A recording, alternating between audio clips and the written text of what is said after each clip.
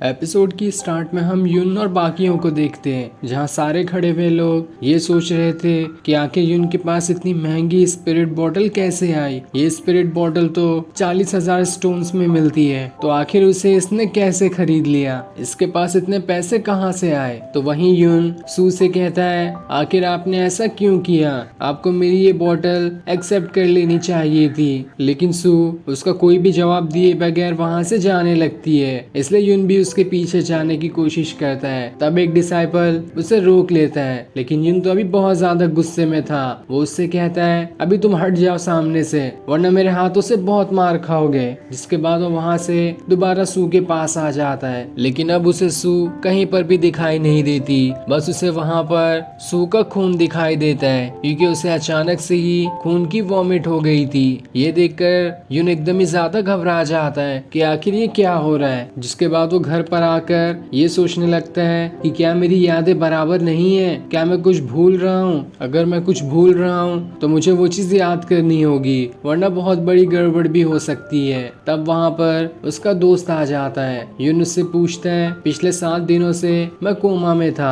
और तब तक तुमने मेरा बहुत अच्छे से ख्याल रखा, उसके लिए मैं तुम्हें शुक्रिया करना चाहता हूँ। इस पर युन कहता है, तुम शुक्रिया मेरा नहीं बल्कि सू का करो। 7 दिनों तक बिना सोए वो तुम्हारी देखभाल कर रही थी, तभी तो तुम्हारी पावर्स 7 दिनों बाद कम होने के बजाय और ज्यादा बढ़ गई। सू ने बहुत अच्छे से तुम्हारा ख्याल रखा था। ये सुनकर युन एकदम ही ज्यादा हैरान रह जाता है और जल्दी से वहाँ से भागते हुए सू को ढूंढने निकल जाता है। वो जैसे ही सू के सेक्ट में आता है, वहाँ पर उसे 2 लोग बातें करते हुए दिखाई देते हैं, जो ये कह रहे थे कि अभी तो 4 फैमिलीज का मार्शल आर्ट कंपटीशन होने वाला था, लेकिन उससे पहले ही सू ने अचानक से ये सेक्ट ही छोड़ दिया और वो यहाँ से चली गई। ये सुनकर युन घबरा जाता है और जल्दी से उन लोगों के पास आकर पूछता है, आखिर तुम क्या कह रहे हो, सू कहाँ चली गई। इस पर वो लोग कहते हैं, हमें तो कुछ कंफर्म नहीं मालूम, बस मैंने ये सुना था कि सू यहाँ से छोड़कर चली गई है। तब युन कहता है, ऐसा नहीं हो सकता, और फिर वो पूरे इलाके में सू को ढूंढने लगता है, लेकिन उसे वो कहीं नहीं मिलती।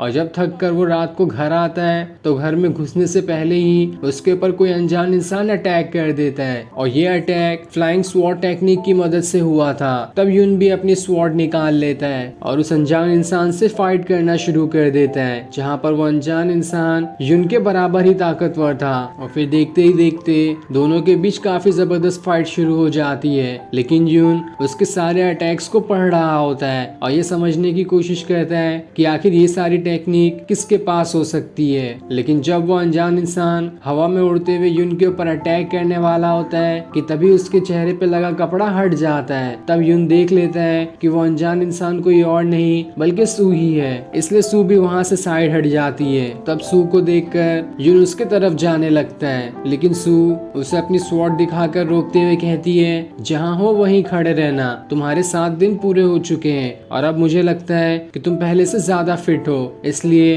अब मैं यहाँ से जा सकती हूँ। और आज के बाद हम दोनों एक दूसरे के लिए अनजान हैं, ना तुम मुझे जानते हो ना मैं तुम्हें जानती हूँ। जिसके बाद वो वहाँ से जाने लगती है, लेकिन युन दोबारा से उसे रोकने की कोशिश करता है और उससे कहता है, आखिर आप ऐसा क्यों कर रही हो। लेकिन तब सू उसे मारकर जमीन पे गिरा देती है, जहाँ पर युन बेहोश हो जाता है और फिर अपनी पावर की मदद से उसके अंदर कुछ डाल देती है, जिसे डालते हुए वो कहती है, इस चीज को मुझे तुम्हारे अंदर पहले ही डाल देना चाहिए था, लेकिन खैर कोई बात नहीं, आज मैंने ये चीज तुम्हें वापस कर दी है। जिसके बाद वो वहाँ से युन के मास्टर के पास आ जाती है, जो कि स्वॉर्ड बनाने का काम किया करते हैं। तब सू को देखकर युन के मास्टर कहते हैं, लगता है जो अफवाह फैल रही थी वो गलत है कि तुम इस सेक्ट को छोड़कर चली गई, पर देखो तुम तो यहाँ पर आई हो। जिस पर सू कहती है, मेरा अभी मूड बहुत खराब है, इसलिए मुझसे कोई ऐसी वैसी बातें मत करो। जिसके बाद वो आगे उससे कहती है, इन सालों में आपने मेरी बहुत मदद की है, कभी अच्छी स्वॉर्ड के लिए तो कभी फाइट में, इसलिए मैं आपका एहसान उतारने यहाँ पर आई हूँ, क्योंकि अब शायद ही मैं दोबारा यहाँ पर वापस कभी आऊंगी। जिसके बाद वो वहाँ पर एक स्पिरिट बॉटल रखकर वहाँ से जाने लगती है। तब उसके जाते हुए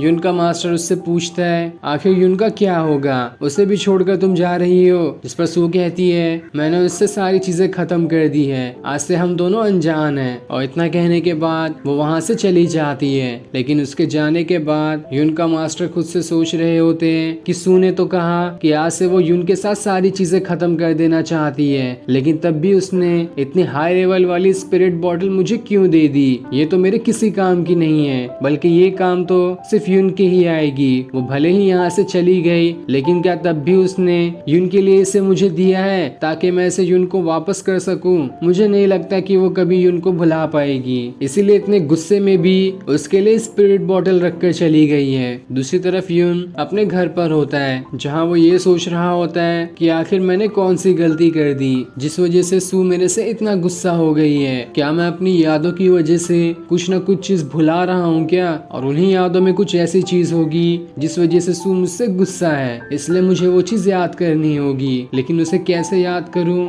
मुझे खुद ही नहीं समझ में आ रहा। जिसके बाद वो पूरे गुस्से में घर के बाहर आ जाता है और अपनी स्वॉर्ड निकाल कर हवा में ही अपनी प्रैक्टिस करना शुरू कर देता है, जहाँ चारों तरफ से उसकी पावर से बना ऑरा निकल रहा होता है। क्योंकि युन भी बहुत ज्यादा गुस्से में था और अगर अभी उसके सामने कोई होता तो उसकी हालत तो बिल्कुल ही खराब हो जाती। तो वहीं युन पूरे गुस्से के साथ हवा में ही अपने अटैक को किए जा रहा होता है ताकि वो अपना गुस्सा शांत कर सके। और अपना गुस्सा शांत करने के चक्कर में वो कितनी सारी ही चीजों को बर्बाद कर देता है, लेकिन अब भी उसका गुस्सा शांत नहीं होता। वो बार बार अपनी बर्निंग फ्लावर टेक्निक का यूज कर रहा होता है और उसकी मदद से चारों तरफ अटैक करते हुए अपना गुस्सा शांत कर रहा होता है। जिसके बाद वो दोबारा से सू को याद करते हुए कहता है इन 7 दिनों तक बिना सोए सू ने मेरी देखभाल की है, मेरे ऊपर उनका बहुत सारा एहसान है, इसलिए मैं उन्हें ऐसे जाने नहीं दूंगा। अगले दिन युन का दोस्त उसके घर पर आता है, जहाँ वो उससे कहता है मैंने सुना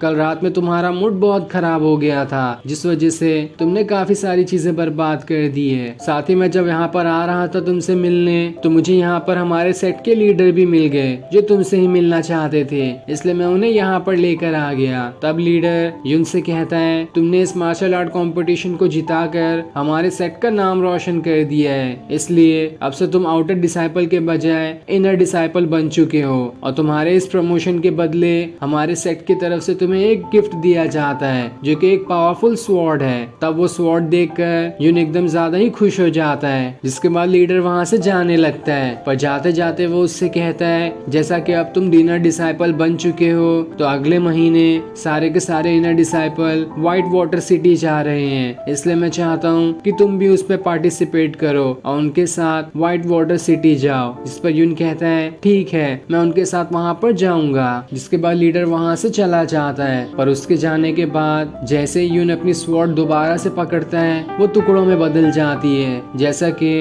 पिछली कई सारी स्वॉर्ड उसके टुकड़ों में बदल गई थी। ये देखकर वो खुद भी हैरान रहता है और उसका दोस्त भी हैरान हो जाता है कि आखिर ये यहाँ पर क्या हुआ। तब युन सोचने लगता है कि इससे पहले मैंने और भी कितनी सारी स्वॉर्ड छुई थी, लेकिन वो सारी की सारी मेरे हाथों में आते साथ ही टूट गई। अगर ऐसा ही रहा तो मैं कभी भी पावरफुल स्वॉर्ड को हाथ नहीं लगा पाऊंगा। लेकिन पहले मेरे साथ ऐसा नहीं होता था, जब मैं स्वॉर्ड स्लेव हुआ करता था मैंने कितनी सारी स्वॉर्ड को धार लगाया है, वो तो कभी मुझसे नहीं टूटती थी। तो आखिर मेरे साथ अब ये क्यों हो रहा है, इसका मुझे पता लगाना होगा। और उसके इतना कहते ही ये एपिसोड यही एंड हो जाता है। Thanks for watching.